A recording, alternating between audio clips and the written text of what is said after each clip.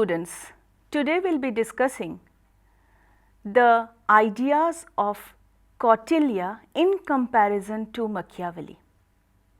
Can Kautilya be considered to be the Indian Machiavelli?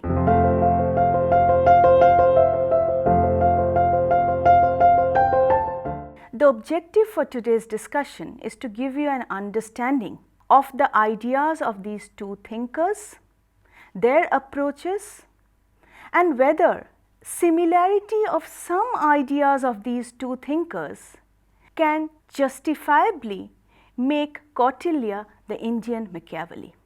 Now, the entire discussion would revolve around introducing Kautilya and Machiavelli, the two texts, Kautilya's Arthashastra and Machiavelli's Prince and the Discourses, and then finally the points of departure and similarities, to understand how Kautilya and Machiavelli are similar and different.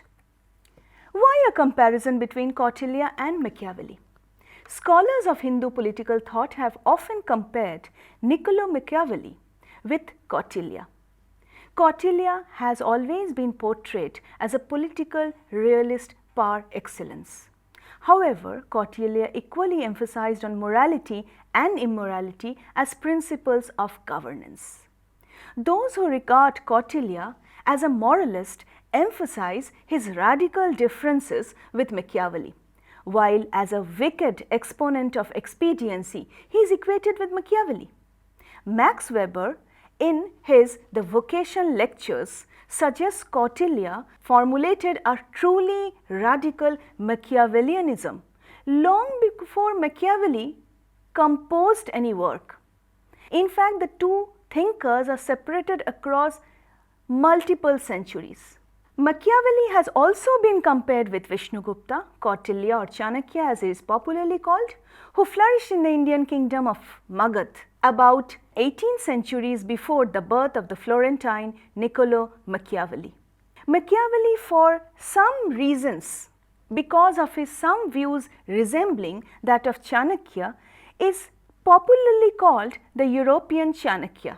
However, it is imperative to go through a critical comparative study of the writings of these two thinkers, and we would see that they do reveal interesting similarities, but they widely differ in several important aspects.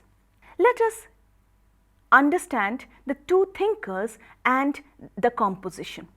Though writing in two different times, Kautilya wrote the Arthashastra around 4th century BCE, while Machiavelli composed the Prince 1513.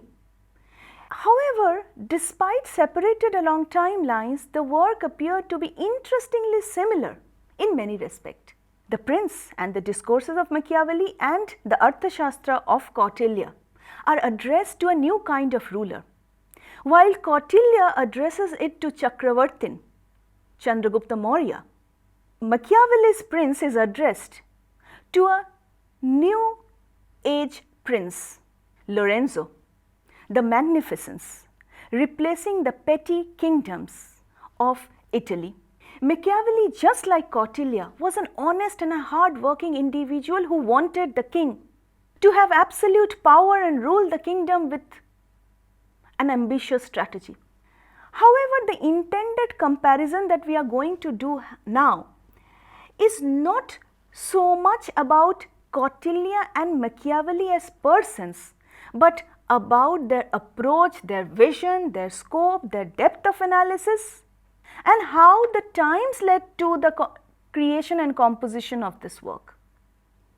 Now, before we move on to the similarities and differences, let us give you the setting of these two thinkers. Both Machiavelli and Kautilya represented their ages in a very true setting. Kautilya had become the chief advisor and prime minister of Chandragupta Maurya, whom he had placed on the throne of Magad after deposing the Nanda ruler Dhanananda.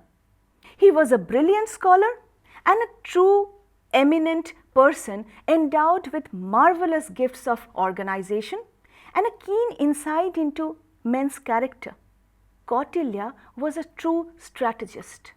For a long time, He was looked upon as one of the greatest authorities on the science of government, and a long succession of writers on government has largely borrowed his ideas and views.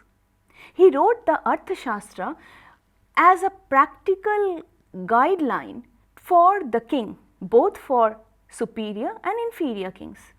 The Arthashastra is one of the finest treatises composed of 6,000 sloks, which has elaborate understanding analysis of virtually every aspect of governance and statecraft. It is an undisputed fact, supported by overwhelming evidence, that most of Kautilya's views has been put into practice in ancient times as well as in contemporary times.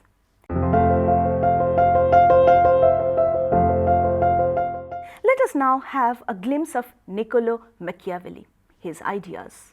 Niccolo Machiavelli occupies a unique place in Western history of political thought.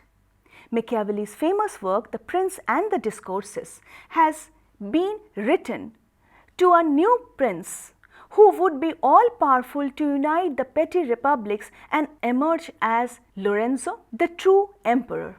Actually, this book was written when he was in exile, banished, and he had hoped that the prince would serve as an interesting guideline for any ruler who wanted to be at the prime unit of power, to be the sole ruler in the kingdom. He had hoped to win the favor of some aspiring prince by writing The Prince and the Discourses, and thus regain the position of being the right-hand man of a ruler, a position which he had held in erstwhile Florence. However, he was banished, and during his exilement he composed this work. He had acquired considerable knowledge and experience about statecraft and administration, and The Prince is a practical treatise on that. He had hoped by presenting this work to the prince Lorenzo, he would be able to win his heart and favor. And that is the reason why it is so amazing to read the opening words of the presentation that he made. I have not found among my possessions anything which I hold more dear than or value so much as the knowledge of the actions of men acquired by long experience in contemporary affairs and a continual study of antiquity, which having reflected upon it with great and prolonged diligence, I now send digested into a little volume to your magnificence. This is how you presented the prince to Lorenzo. But sadly, Machiavelli did not win the favor he had hoped for. His work, however, supplied later theorists valuable ideas about practical politics and statecraft. Now, there are people who admire Machiavelli for his monstrosity of plain thinking, plain speaking, his patriotism, his loyalty, and his ambition to see Italy unified. And he also suggestive of the fact that how much a monarch can attain through ambitious guidelines, departing from ethical governance. It is due to his frank admission of the necessity of adopting any means by the prince, so long as they mean to serve the purpose, that anything that smells of cunning and craft, students, is today called Machiavellian. Now, let us come to the methodology adopted by Kautilya and Machiavelli. Both thinkers, being realists, suggested practical solutions to political problems. They had no taste for idealism or speculative thinkings. They were not imagining things, they were providing practical solutions. They deal with men and affairs as they are and not that as they might be. Both separate ethics from politics, but definitely they differ in their views regarding religion and morality in life. Kautilya respects religion, values morality in rulers and state officials as essential qualities. He emphasizes on dharma as the basis of statecraft. Machiavelli, on the other hand, divorces religion from politics to the extent of almost disregarding the value of religious principles and dogmas or moral values. Kautilya is not merely a practical politician, but also a political scientist, and theories of political principles lay down specific philosophy and ethics of governance. Machiavelli was a product of the Middle Ages, and therefore he has no concern for philosophizing, and therefore he is just a practical politician. This difference between Machiavelli and Kautilya is due to the fact that Kautilya, having been a great scholar of Vedic culture, prior to his coming into the field of politics, used his Vedic knowledge in statecraft, while Machiavelli had no such achievements to his credit, but definitely both show considerable literary qualities in their writings and expression. They adopted the methods, essentially the same, which they thought best for tackling the problems that the states were facing at that present moment. The methodology adopted by the two was separate. It is clear from after a reading of The Prince that Machiavelli dominant theme was power, how one must attain power and how one must maintain it. Directly written for the purposes of the ruler, for the prince, Machiavelli speaks little about the success of the state outside the lens of the ruler. Only emphasis is on power and fame. His writings are thus dominated by self-interest and self-preservation of the ruler. On the contrary, Kautilya possesses a fundamentally different worldview. To him, the success of the state is fundamental. The king is the servant of the people, and his greed and desire for glory is best sidelined. In the happiness of the subjects lies the happiness of the king, in their welfare, his welfare. So for the king, the happiness of the subjects is prime. The king to Kautilya must act prudently, and not through the whims of abstract normative notions, yet must adhere to the core principles of Rajadharma that made him the king. The Arthashastra is thus a book of statecraft, meant for those who seek to transform a political state into one of greatness.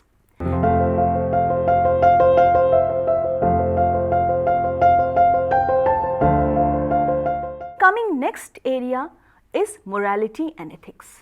Though Kautilya emphasized on any and every means for political expansionism, but there were differences.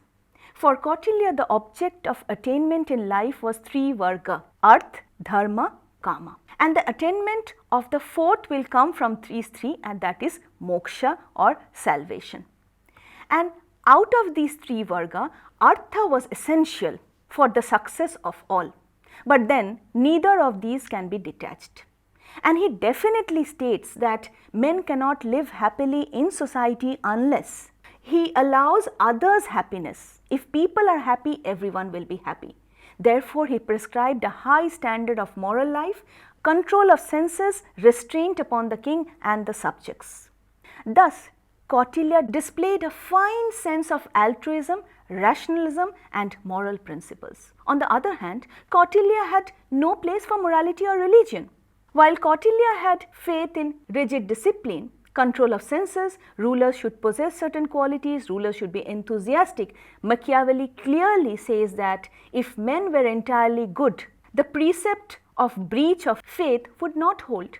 But because men are bad and will not keep faith with you, you too are not bound to keep faith and observe them, nor will there ever be wanting to a prince legitimate reasons to excuse this non-observance. He advises the king not to fear reputation of being mean, but then Kautilya holds otherwise. So for Machiavelli, any and every means is absolutely right. For Kautilya, morality for the king has to be observed. Kautilya speaks of charity, reputation of being just and fair for the king. Machiavelli ignores fairness.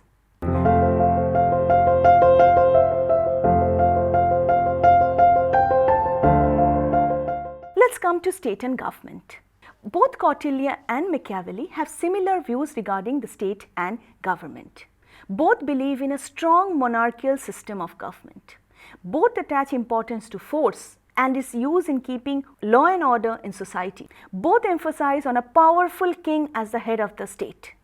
The law of punishment is emphasized by both of them, Both of them emphasize on the need for a vigilant king, and therefore the king should ensure that there is absolute law and order in the kingdom.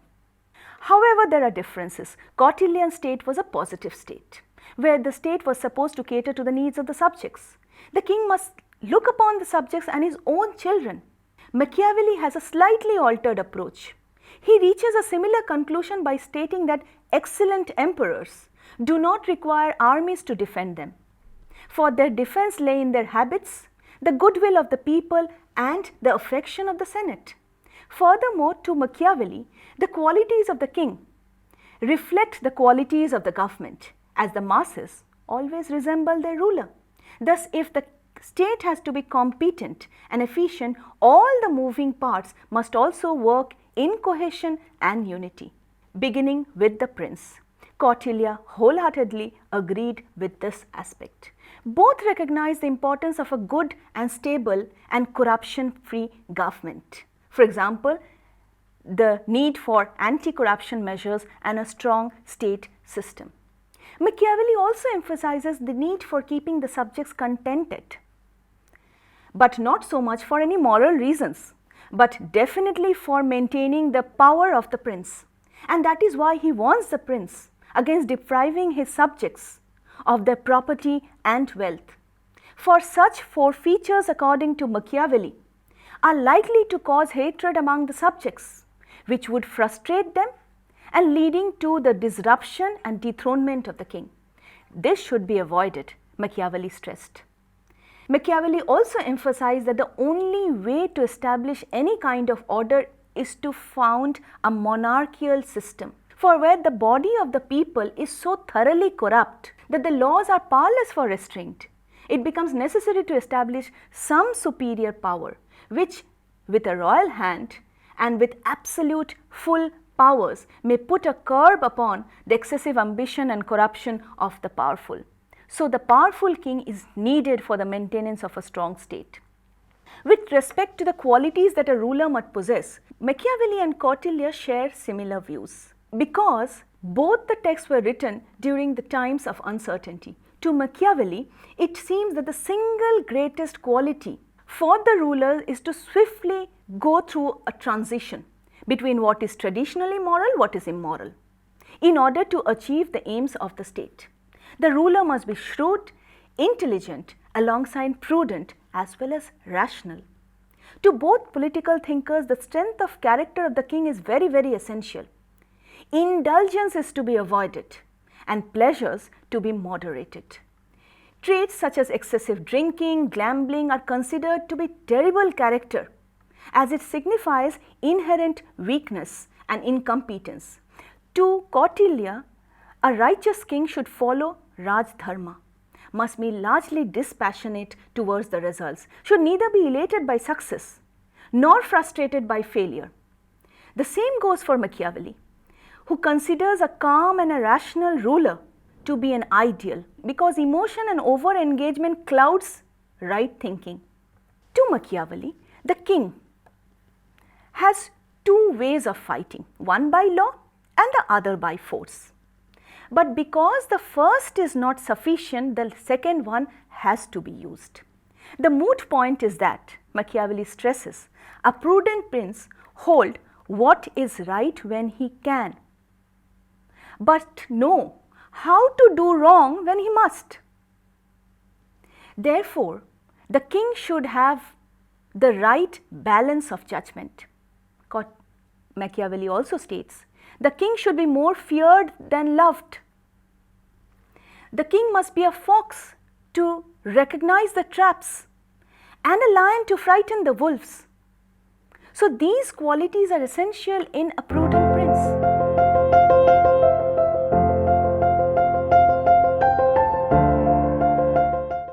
Let's come to king and council of ministers. Both Kautilya and Machiavelli stressed the institution of council of ministers as an extremely significant one for the monarchical rule. And they have gone into great detail regarding the qualifications of persons who should be appointed as ministers. As is evident in all the writings, Kautilya shows greater insight into the conduct of men. He prescribes different tests for recruitment of officials and ministers. To Kautilya, religious and moral considerations do play a part, which Machiavelli has conveniently sidelined. Both thinkers are aware of the fact that under no circumstances weak people are to be recruited and appointed as ministers to the king. Let us come to warfare. Both emphasize the need for a strong army because that would lead to the foundation of a strong state. Both hate the idea of keeping mercenaries or discontented soldiers. With regard to war, both of them focus on the fact that war should be taken in its practical implications. The Kautilyan state itself is founded on the premise of diminishing Matsanaya, the state of anarchy. This was an Hobbesian argument, the state of nature. Machiavelli too recognized the need for internal strength and integrity for the protection of the state. Both of them emphasized on the fact that the prince, the king, has to play a lead role in ensuring power in the kingdom.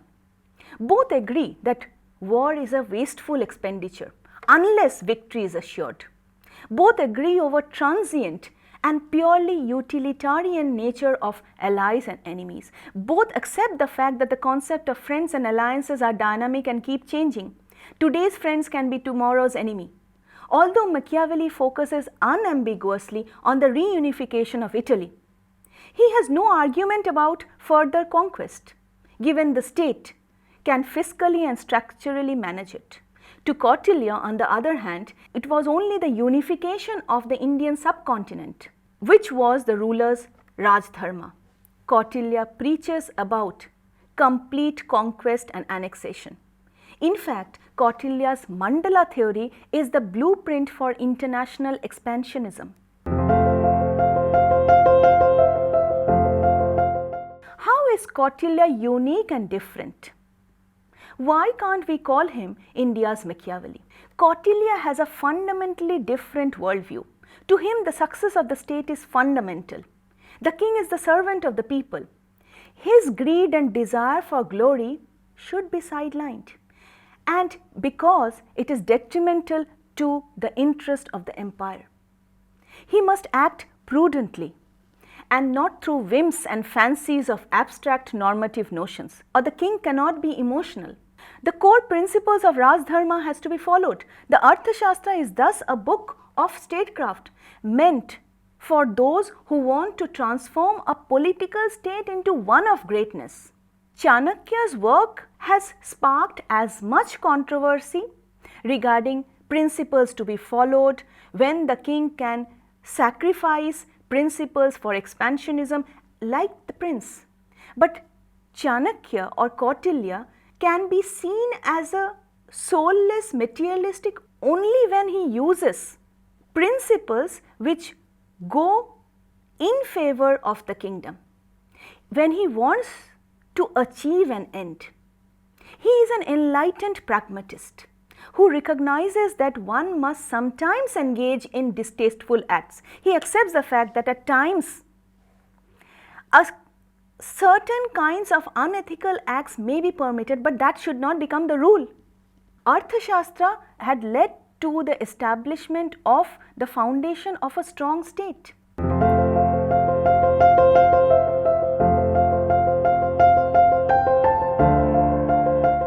Let us quickly get a snapshot of the ideas of Kautilya and Machiavelli. If you can see, students, the time of composition of the text is completely different, divided across centuries. Kautilya in 4th century, Machiavelli 15th century. The core ideas of Kautilya were statecraft, political economy, international relations, Dand, etc. For Machiavelli, it was art of capturing and retaining power for the ruler. The king, for Kautilya, should follow Rajdharma, should care for his subjects, should treat his subjects like his children. For Machiavelli, the king should be more feared than loved. So far as ethics and morality is concerned, Kautilya emphasizes on righteousness, dharma. But when we look into Machiavelli's work, we find there is total separation of ethics and politics. Coming to the role of the state, Kautilyan state was a welfare state, a positive state. However, Machiavelli's sole focus was on king and power. Other aspects were undermined. So far as diplomacy is concerned, for Kautilya, he emphasized on 6 forms of foreign policy: preparation for war, planning to conquer, and different strategies. For Machiavelli, any move which protects the interest of the state is justified. To Kautilya, the end justifies the means.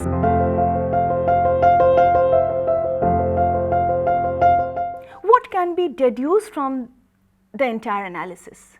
The outcome and consequences of a Machiavellian strategy and a Cautilian one may be identical, but that alone fails to equate their thoughts and dispositions. As is clear from reading of The Prince, Machiavelli's dominant theme is power, how one must attain power and how one must maintain that power. His chief objective of writing The Prince and the Discourses was to show how practically unification and strengthening of Italy was possible, and that was his heart's goal, the chief ambition. So long as the end was achieved, he cared little for the means adopted. Kautilya had composed a scientific treatise on the theory as well as the practice of government. Unlike Machiavelli, Kautilya never divorced politics from ethics. He values high moral principles and religious tenets. Righteousness, dharma, was of supreme importance. The text was intensely practical. Kautilya never placed means above the end. His work served as an authoritative guide from which a long line of successive rulers could attain their ambitious goal. And from this text itself, subsequent writers on Indian polity can draw freely to interpret the Hindu view of the state. Thus, Kautilya and Machiavelli, though may have similar ideas but have different approaches, different ideas and methodology. Kautilya is an independent political thinker, and his ideas are original in terms of their scope and orientation. Thank you.